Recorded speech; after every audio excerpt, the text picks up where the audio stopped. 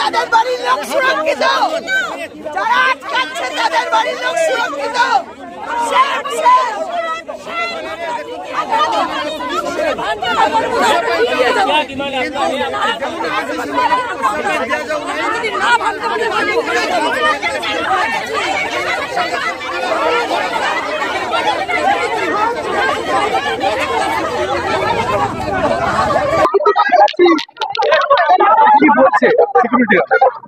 সিকিউরিটিদের বলে দিয়েছে আমরা যাতে ঢুকতে না পারি, ওরা সেই অর্ডার ফলো করছে।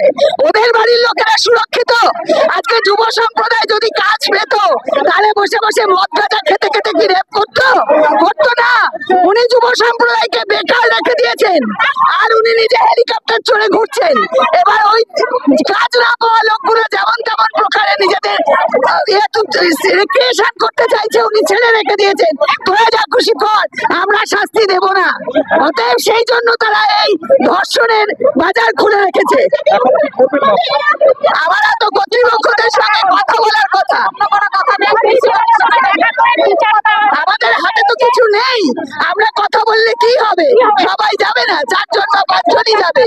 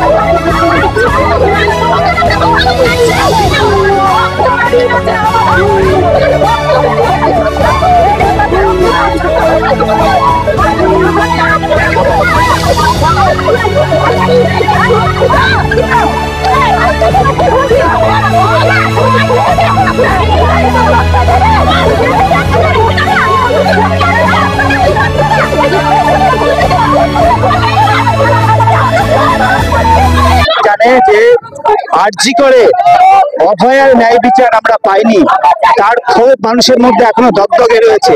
এই অবস্থায় দুর্গাপুরের সেকেন্ড ইয়ারের মেডিকেল স্টুডেন্টকে গত 10 তারিখে সন্ধ্যেবেলা রেপ করলো দুষ্কৃতীরা।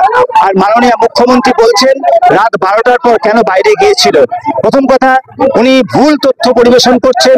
দ্বিতীয় কথা হচ্ছে যে একটা মেয়েকে তাহলে সন্ধ্যের পর বাইরে বেরোবে না, এ কি অন্যায় কথা। আমরা এর বিরুদ্ধে voice of Abhaya, voice of উইমেনের পক্ষ থেকে প্রতিবাদ জানাতে এসেছি। প্রতিবাদ না হলে কিন্তু অপরাধীরা ধরা পড়লেও তাদের শাস্তি হবে না। অভয়ার ক্ষেত্রে সঞ্জয় রায়কে ধরে কিন্তু পার পাওয়ার চেষ্টা করেছে, কিন্তু আমরা প্রমাণ করে দিয়েছি, আমরা বলেছি যে একা সঞ্জয় রায় নয়, এর পেছনে একটা চক্র কাজ করছে। আমরা তাই প্রতিবাদে আজকে এসেছি। আমরা জুডিশিয়াল এনকোয়ারি চাই এবং দৃষ্টান্তমূলক শাস্তি চাই।